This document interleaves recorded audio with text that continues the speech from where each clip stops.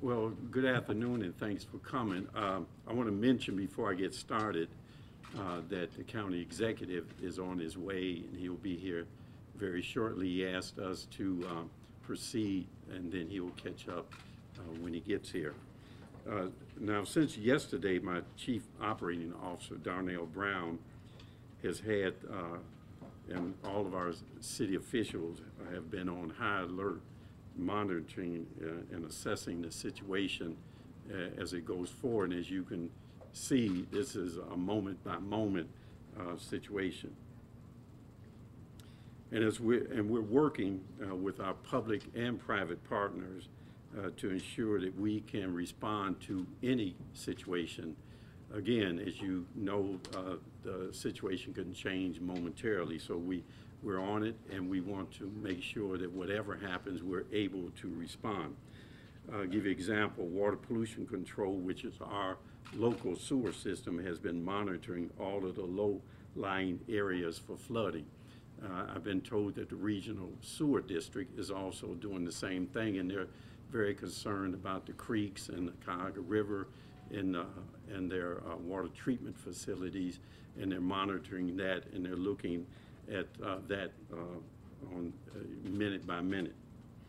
Clean Public Power, which is our electric utility company, is working to prepare for any potential outage, including assuring that additional staff people will be brought on board. I think they're already ready. Is that correct? They're on standby. That's correct. They're on standby now. The police, EMS and fire, and all of our emergency service people are again on standby waiting, and our public works department, that includes the Division of Urban Forestry, is prepared to clean up for fallen trees and other debris that may occur as a result of the storm.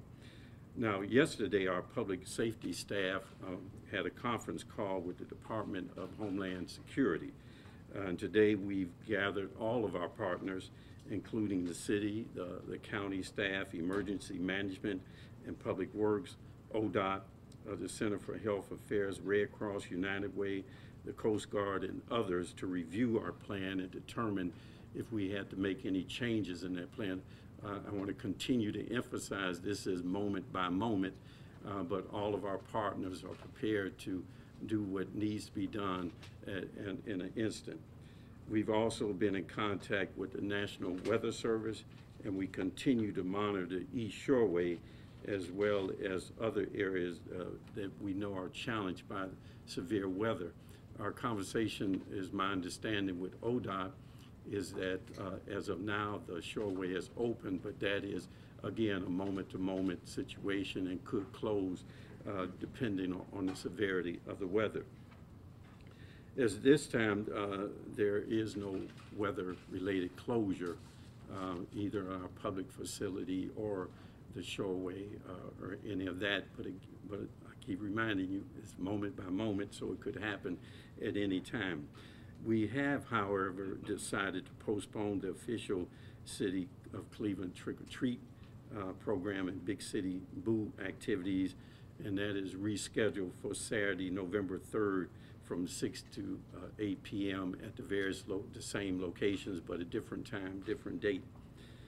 Our public information staff from the city and county are here in our Joint Information Center working hard to make sure that our citizens have the information they need to prepare and to be safe, from public health to public safety to our schools and all of our departments that are involved in just everyday operations, and our utility departments. We've invited the United Way and the Red Cross, but there are many other partners that we have working on this with us. I'd like to turn this over to United Way so that they can talk about what they are prepared, what they're doing now and what they'll be prepared to do.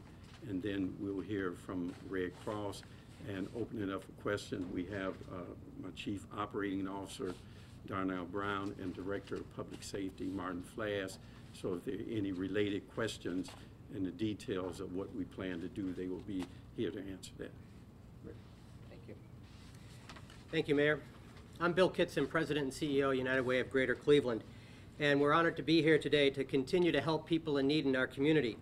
What I'm really here to say is to remind folks, as they do every single day, to call 211 if they're in need of any social services during this weather emergency.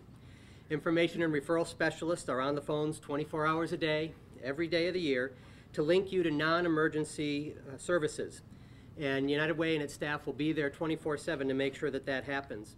On any given day, we'll take over 1,000 phone calls, and today is no different. In fact, we're up to 700 calls just by 1 p.m. today, and we anticipate helping lots of folks get connected to help and support. But a reminder, this is for non-emergencies. If you have an emergency, continue to use the 911 system.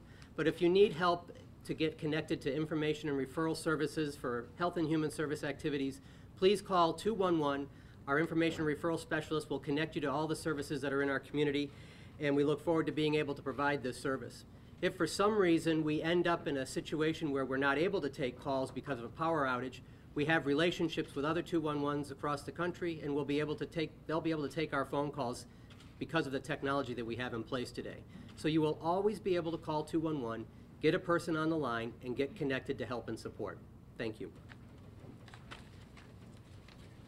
Good afternoon. I'm Mary Alice Frank. I'm with the American Red Cross.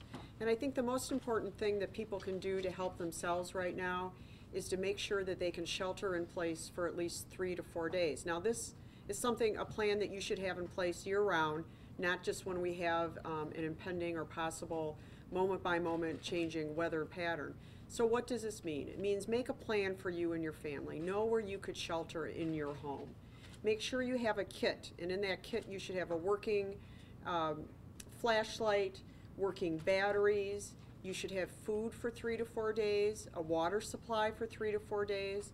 Think about your medications. Make sure you have adequate medication, and make sure you have adequate food for your pets.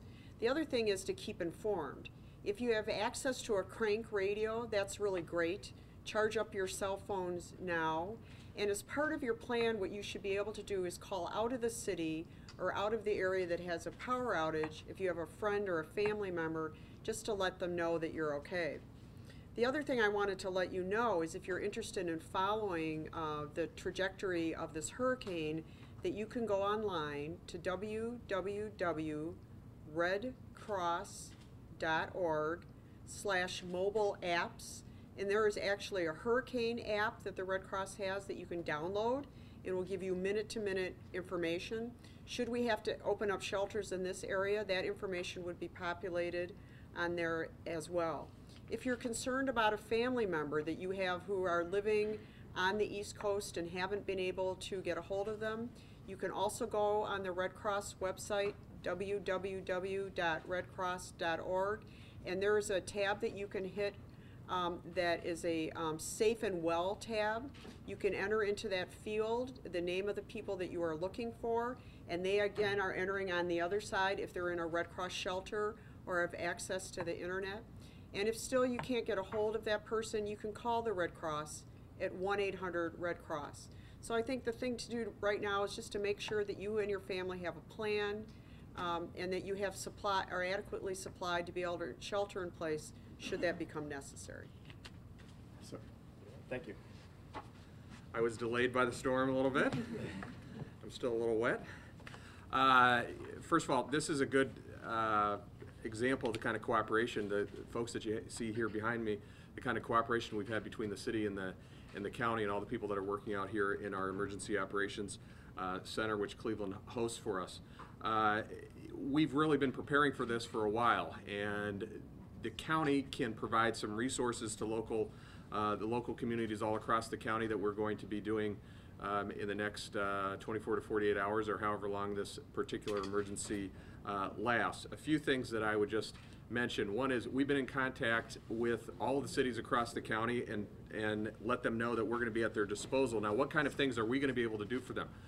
Number one is just the coordination of resources between law enforcement, and emergency personnel, and also public works personnel. We've put our public works department on an emergency footing where we're going to be available on an as-needed basis across the county to help with the removal of debris.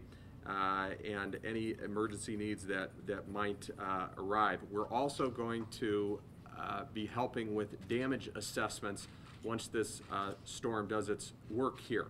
So we're going to be working again with city officials, not just City of Cleveland, but all the other suburbs, in assessing the damage. That's very important so that people can get back to a normal routine and having and getting the insurance assessments that they need. We're also, I don't know if the Red Cross has already spoken here, but we're also going to be working with them to provide for any emergency housing that may be necessary. There's a few things that also we wanted to notify the public about, and a lot of these are common sense. They may have been mentioned before I arrived here. There's a few things we think that people should be looking out for in particular. First of all, if you have a home or property that's located along the lakeshore, you should be assuming that you're going to have especially high winds and extreme wave activity. We're asking people to avoid any unnecessary travel in the next 24 hours. If you have a down power line in your vicinity, stay away from them, keep your children away from them, and notify local emergency services to resolve that situation. It is expected that high waves, by the way, are expected to crest above the Cleveland Shoreway, which is about 16 feet, and those are dangerous conditions, but we'll continue to monitor that, as I know Mayor Jackson's team will be as well. We hope that people keep in mind that if you see standing water that's in excess of 6 inches, don't try to drive through it, because the chances are good you're not going to be successful in that, and then you're going to end up backing everything up for everybody else.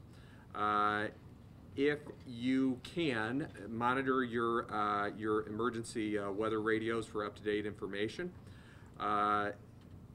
If you have a yard that has some debris in it, or if it has debris surrounding anything that would, such as storm drains, that would prevent the